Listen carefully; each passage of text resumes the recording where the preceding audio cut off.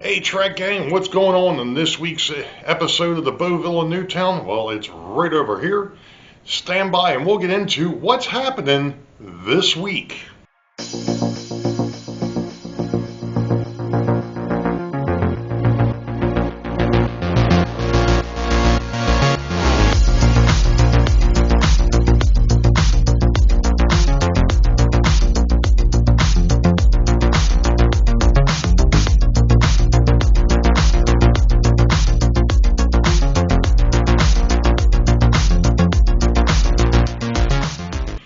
Well, hello Track Gang, and welcome to, I think this is episode 17 for the Boeville in Newtown for 2023, and I'm Ray, and well,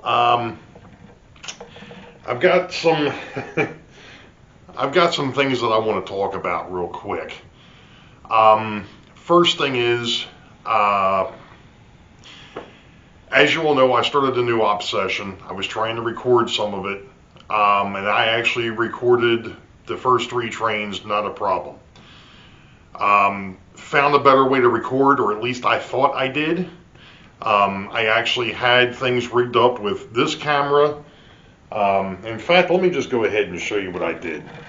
Because we've got this camera here, and if you look back here, that's a C920. And then over at Boeville Yard,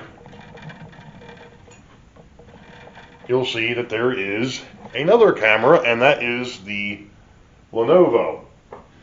And actually over here by the TV, that I don't watch, is a tripod, which is where this camera was actually sitting. And I had used OBS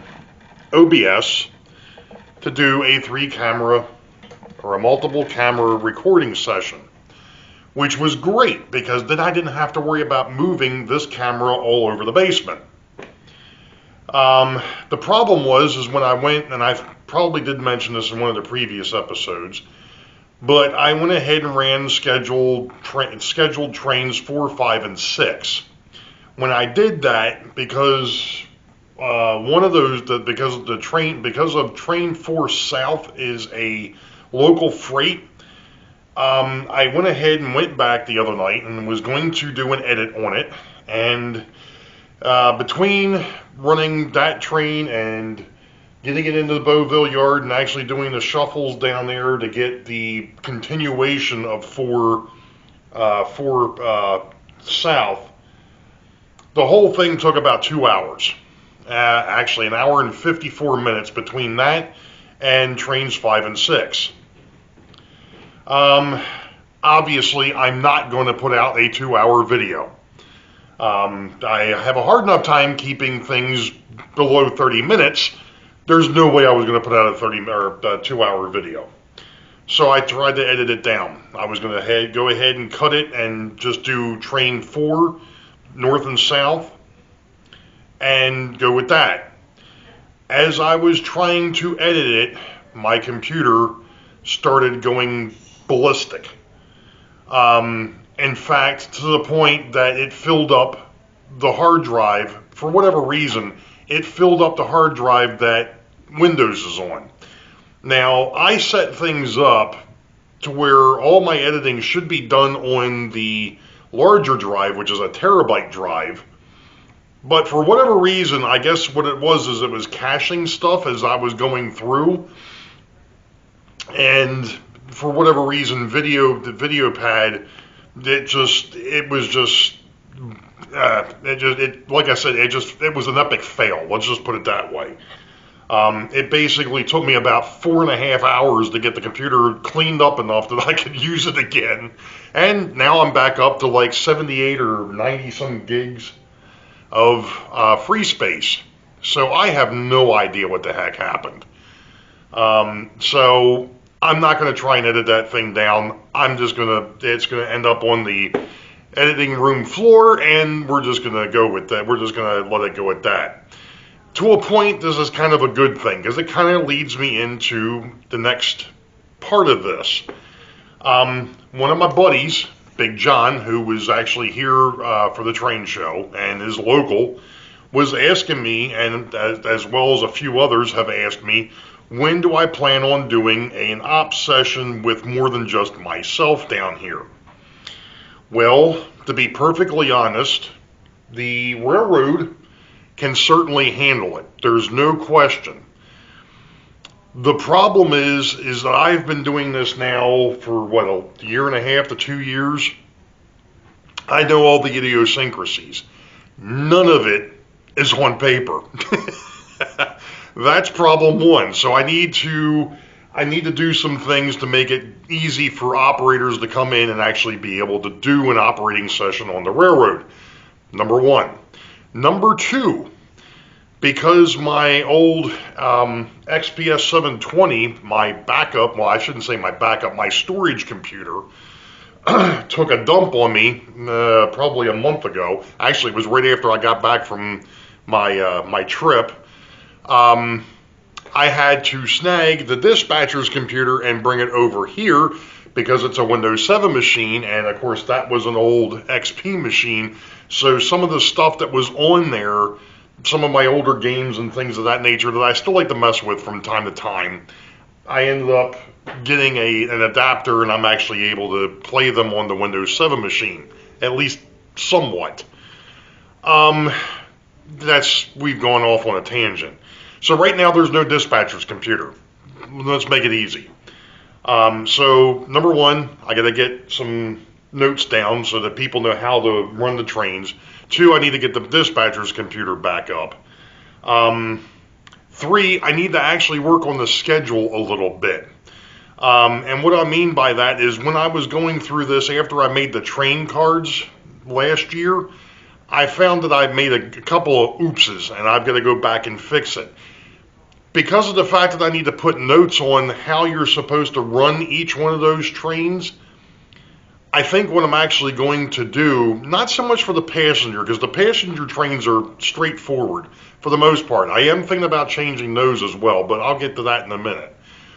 The freight trains, obviously the through freights are easy. They go from Richmond to Harrisburg, Harrisburg to Richmond, whatever yard that they start in, they're going to end up in the opposite one.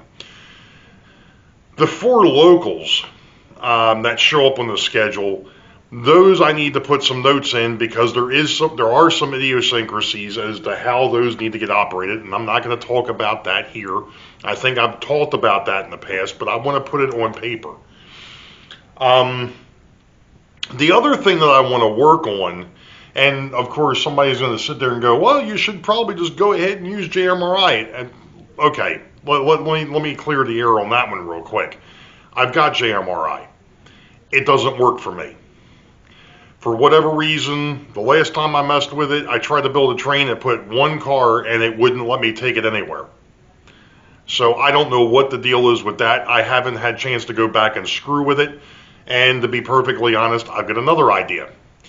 I've actually got something that I've been messing around with that may actually work to where I can put it on the dispatcher's computer, and along with the rotating car cards, would actually tell the dispatcher what cars or what pieces of rolling stock are available in each one of the yards and which ones are at the different industries that are on the railroad.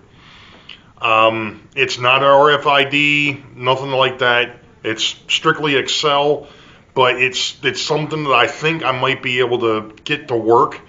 And it's going to be one of these things that once a train gets from point A to point B, or a piece of rolling stock gets from point A to point B, or C to D, whatever it is, then the dispatcher is going to have to update the sheet.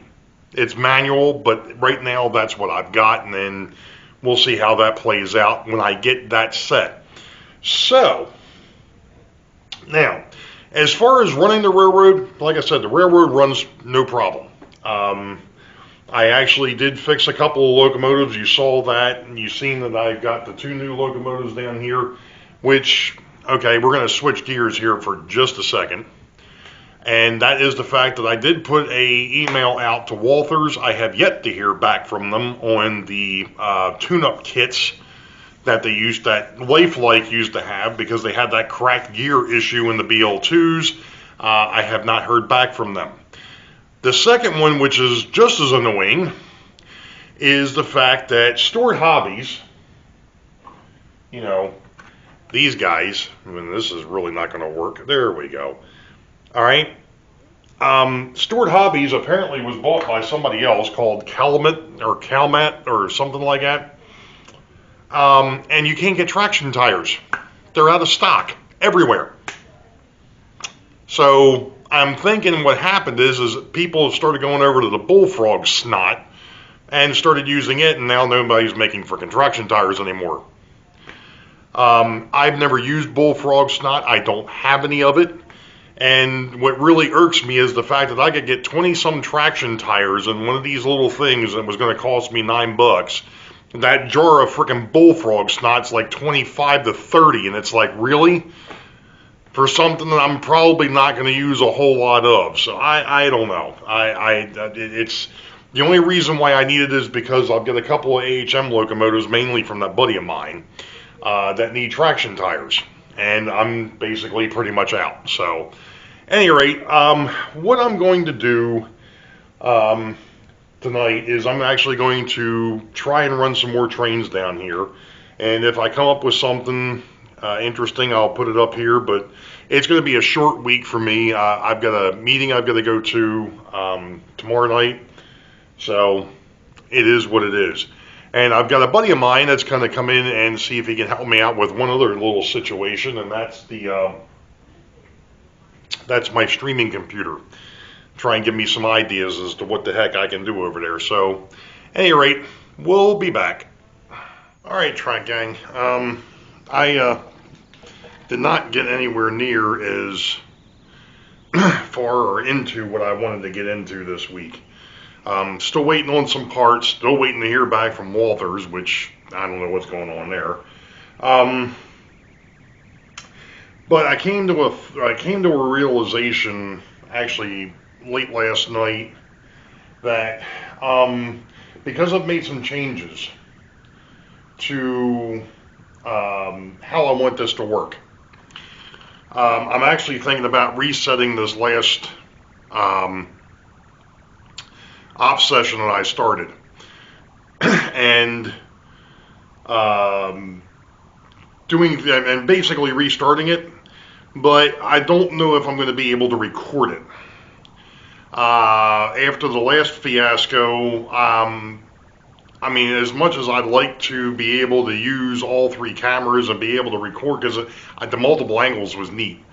The problem is I can't record it and then go ahead and dump it into VideoPad, mainly because my computer is a POS. That's putting it mildly. So I am looking for another PC. I just haven't gotten there yet. Other things have come up that have taken precedence, so we won't get into that. But like I said, I'm thinking about just resetting the session and just starting over, which isn't going to be hard to do. But I think what I'm going to do, though, is I am going to end this video with something a little bit more unique and something that's been asked for. So you all know the deal. Wait for the highball. Green tracks ahead, but this video isn't over, but you know, you'll see what I'm talking about, and then it's just going to go onto the out. So there's the outro. We'll catch y'all next time. Be safe. God bless. We'll see ya.